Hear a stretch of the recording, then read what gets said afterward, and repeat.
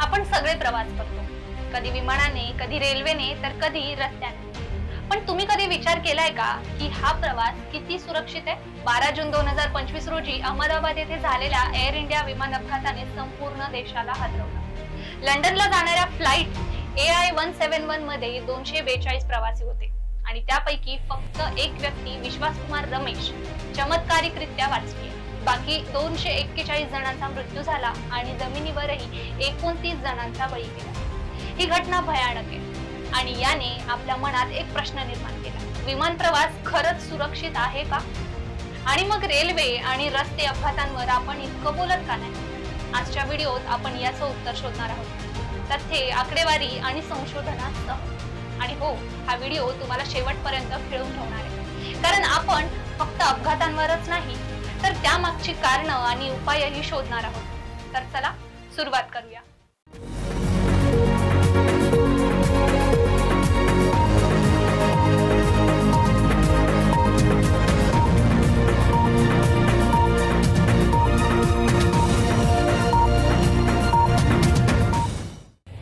जून 2025 रोजी सकाळी 11 वाजता एअर इंडियाचं बोईंग 7878 ड्रीम लाईन वर फ्लाइट AI-171 अहमदाबादच्या सरदार वल्लभभाई पटेल आंतरराष्ट्रीय विमानतळावरून लंडनच्या गॅटविक विमानतळाकडे निघालं.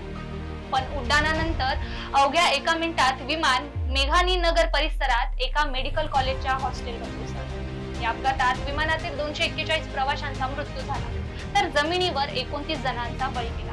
यामध्ये 4 वैद्यकीय विद्यार्थ्यांचा समावेश.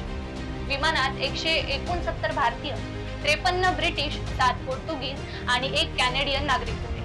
फक्त एक व्यक्ती वाचली, विश्वासकुमार रमेश, एक ब्रिटिश नागरिक जो सीट 11A वर आपत्कालीन निर्गमनाजवळ बसला होता. विश्वासकुमारने सांगितलं, मी अजूनही विश्वास ठेवू शकत नाही की मी जिवंत आहे. या अपघाताने अनेक कुटुंबांचं आयुष्य उद्ध्वस्त झालं. उदाहरणार्थ गुजरातचे माजी मुख्यमंत्री विजय रुपाणी यांचाही या अपघातात मृत्यू झाला. त्यांच्या कुटुंबाला त्यांचे मृतदेह ओळखण्यासाठी DNA चाचणी करावी लागली. ही कहाणी फक्त आकड्यांची नाही तर माणसांची आहे, त्यांच्या स्वप्नांची, त्यांच्या कुटुंबांची. पण हा अपघात का झाला? भारताच्या एअरक्राफ्ट ऍक्सिडेंट इन्व्हेस्टिगेशन ब्युरो अर्थात AAIB ने तपास सुरू केला आणि अमेरिकेच्या नॅशनल ट्रान्सपोर्टेशन सेफ्टी बोर्ड तसेच ब्रिटनच्या एअर ऍक्सिडेंट इन्व्हेस्टिगेशन ब्रांच यांची मदत घेतली जाते. ब्लॅक बॉक्स सापडलाय जो इंजिन, कॉकपिट मधील संभाषण आणि उड्डाण डेटा उघड करेल. तज्ञांच्या मते तांत्रिक बिघाड, पायलटची चूक किंवा उष्ण हवामान यापैकी काही कारणं असू शकतात. पण अंतिम अहवाल येण्यास काही महिने लागू शकतात. पण एक गोष्ट स्पष्ट आहे, विमान अपघात दुर्मिळ असतात, पण जेव्हा होतात तेव्हा ती मोठी बातमी बनतात. पण रेल्वे आणि रस्ते अपघातांचं का त्यांच्याकडे आपलं लक्ष कमी जातं?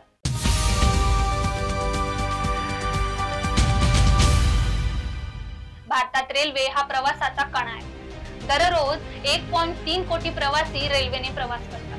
पण रेल्वे अपघातांचं प्रमाण किती आहे? गेल्या 5 वर्षात 200 मोठ्या रेल्वे अपघातात 351 जणांचा मृत्यू आणि 970 जण जखमी झाले.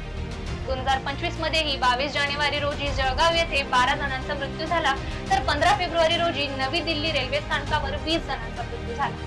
2024च्या पहिल्या 5 महिन्यात 18 रेल्वे अपघात झाले, म्हणजे दर महिन्याला सरासरी 3 अपघात. आता रस्ते अपघातांचं चित्र पाहूया.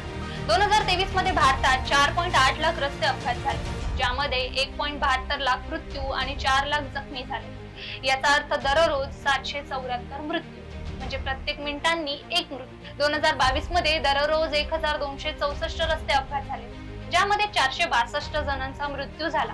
तामिळनाडूत सर्वाधिक 64,105 रस्ते अपघात झाले तर उत्तर प्रदेशात 22,595 मृत्यू झाले. याची काही तुलना करूया. स्क्रीनवर दिलेला तक्ता पहा, जो विमान, रेल्वे आणि रस्ते प्रवासाच्या सुरक्षिततेची तुलना दर्शवतो. या आकडेवारीवरून एक गोष्ट स्पष्ट होते, विमान प्रवास हा रेल्वे आणि रस्ते प्रवासापेक्षा खूप सुरक्षित आहे. पण मग आपण विमान अपघातांवरच जास्त का बोलतो? याचं कारण आहे त्यांची दुर्मिळता आणि तीव्रता.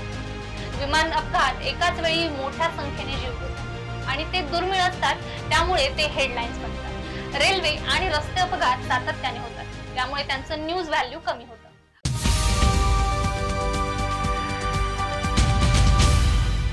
आता आपण मुख्य प्रश्नाकडे येऊया.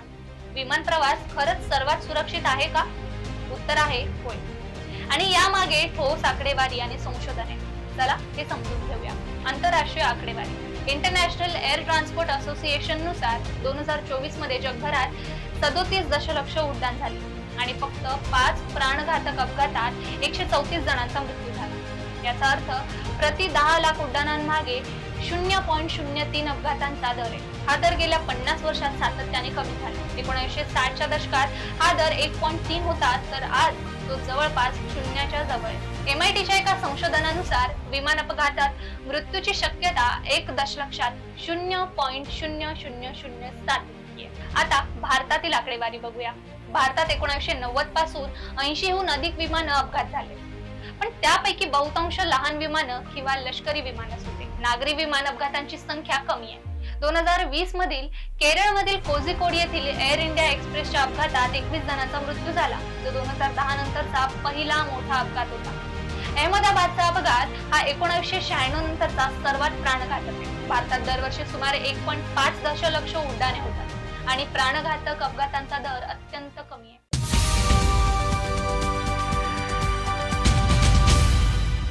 कठोर नियम. इंटरनॅशनल सिव्हिल एव्हिएशन ऑर्गनायझेशनच्या कठोर नियमांनुसार विमान वाहतूक चालते.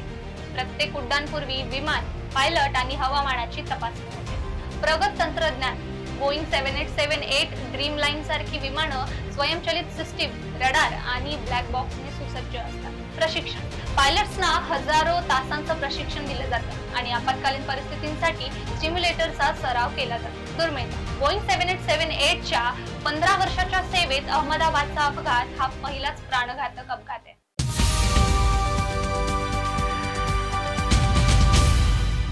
मित्रांनो, आकडेवारी सांगते की विमान प्रवास सर्वात सुरक्षित आहे, पण तरीही आपण का घाबरतोय? अहमदाबाद सारख्या अपघाताच्या बातम्या आपल्या मनात भीती निर्माण करतात.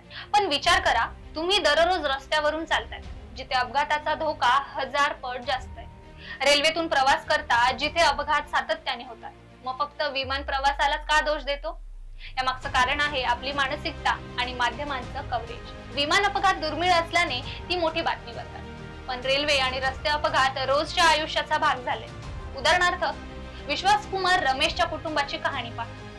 त्यांचा भाऊ अजय या अपघातात गेला आणि त्यांच्या घरी शोक आणि आश्चर्य यांचं मिश्रण आहे. विश्वास कुमार स्वतः म्हणतो, मला समजत नाही मी कसा वाचलो.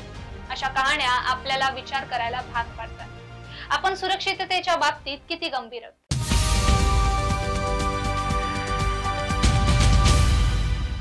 भारतात विमान, रेल्वे आणि रस्ते वाहतुकीची सुरक्षितता वाढवण्यासाठी काय करता येईल?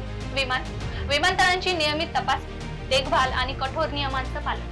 अहमदाबाद मधील विमानतळाजवळ 6 मजली इमारत होती जी सुरक्षिततेच्या दृष्टिकोनातून धोकादायक होती. रेल्वे स्वयंचलित सिग्नलिंग, ट्रॅकची नियमित तपासणी आणि कर्मचाऱ्यांचं प्रशिक्षण. रस्त्यांची दुरुस्ती, वाहन तपासणी आणि कडक कायदे लागू. पण यासाठी सरकार आणि आपण सर्वांनी मिळून काम करायला हवं. रेल्वे आणि रस्ते अपघातांचं प्रमाण कमी करण्यासाठी आपण आज आवाज उठवायला हवा. मित्रांनो, अहमदाबादच्या अपघाताने आपल्याला हादरवलं, पण यातून शिकायला हवं. विमान प्रवास आजही सर्वात सुरक्षित आहे आणि आकडेवारी ही सिद्ध करते. पण रेल्वे आणि रस्ते वाहतुकीच्या सुरक्षिततेवरही आपण बोलायला हवं. प्रत्येक प्रवास सुरक्षित व्हावा यासाठी आवाज उठवूया. तुम्हाला काय वाटतं? विमान प्रवास खरंच सुरक्षित आहे का? की रेल्वे आणि रस्त्यांवरही लक्ष द्यावं? कमेंटमध्ये तुमचं मत आम्हाला सांगा. हा व्हिडिओ आवडला असेल तर लाईक करा, शेअर आणि सबस्क्राईब करा. पुन्हा भेटू एका नव्या विषयासह. तोपर्यंत सुरक्षित प्रवास करा. धन्यवाद.